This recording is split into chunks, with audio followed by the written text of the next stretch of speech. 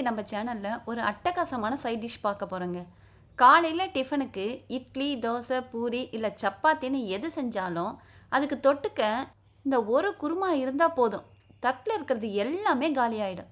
அதுவும் சாதாரண குருமா இல்லைங்க, அப்படியே இந்த ரோட்டு கடை ஸ்டைலில் கம்ம கம்மான்னு இருக்க போகுது. வாங்க எப்படி செய்கிறதுன்னு பார்க்கலாம். இந்த குருமாவோட சீக்ரெட்டே இந்த மசாலா பேஸ்ட்டு தாங்க. முதல்ல ஒரு மிக்ஸி ஜார் எடுத்துக்கோங்க.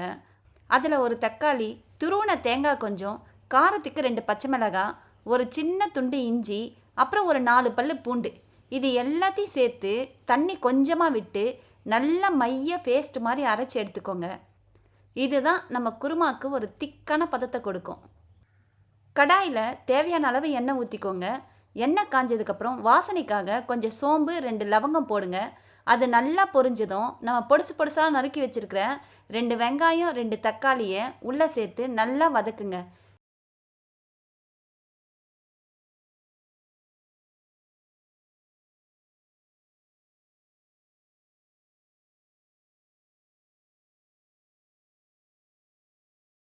வெங்காயம் தக்காளி வதங்கினதும் நறுக்கி வச்ச 2 உருளைக்கிழங்கை எடுத்து உள்ளே சேர்த்துடுங்க.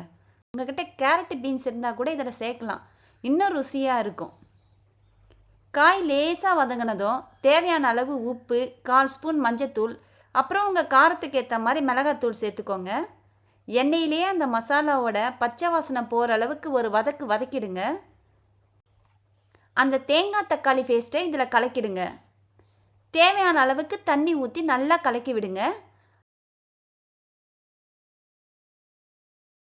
அடுப்பை மீடியம் ஃப்ளேமில் வச்சு நல்லா கொதிக்க விடுங்க. அந்த உருளைக்கிழங்கு மசாலாவோட சேர்ந்து நல்லா பூ போல் வெந்து வரணும். அப்பப்போ திறந்து கிளறி விடுங்க. அடி பிடிச்சிக்கிடாமல் பார்த்துக்கோங்க. இப்போ பாருங்கள், குருமா சூப்பராக ரெடி ஆகிடுச்சு. இறக்கிறதுக்கு முன்னாடி வாசனைக்காக கொஞ்சம் கரம் மசாலா தூவி ஒரு கிண்டி அடுப்பை ஆஃப் பண்ணிடுங்க. அவ்வளோதாங்க.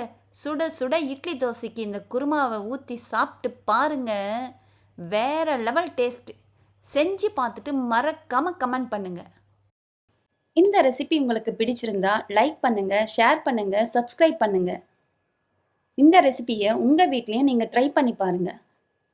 அதே மாதிரி உங்கள் ஃபேவரட் டிஷ் எதுன்னு கமெண்ட்டில் சொல்லுங்கள். டெய்லி புது புது ரெசிபி பார்க்கணுன்னா நம்ம சேனலை ஃபாலோ பண்ணுங்கள்.